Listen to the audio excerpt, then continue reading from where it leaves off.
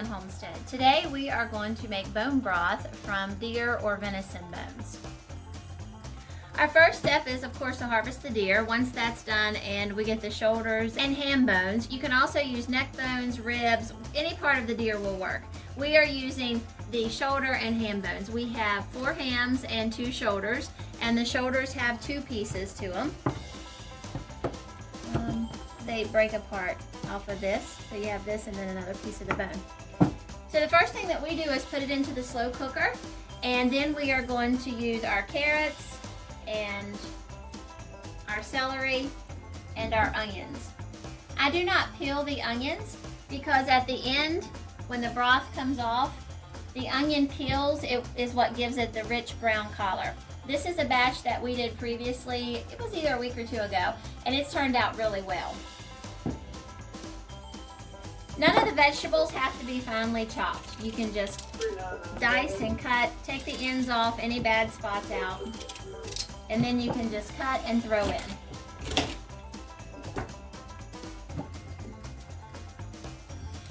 The last thing we'll add is peppercorns. Then we're going to cover this with water, and for every 4 to 6 cups of water, we need 2 tablespoons of white vinegar.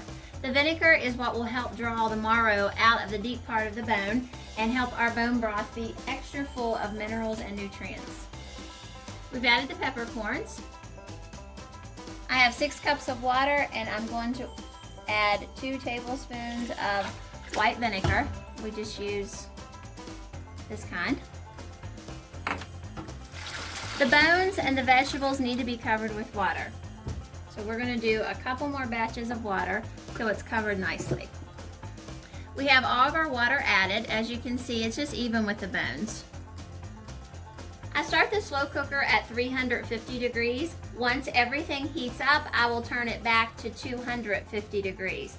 That's what it needs to cook on for 24 and maybe up to 36 hours. You'll be able to tell. It will be a soft liquid, meaning it won't be gelled or anything at this point. That will happen once you get it into the jars. Once it has cooked, I strain it through a piece of cheesecloth, and then I put it in jars, and we can ours pressure canning for 25 minutes at 10 pounds of pressure. Thanks for watching this video, and we hope that your bone broth from venison turns out as well as ours has.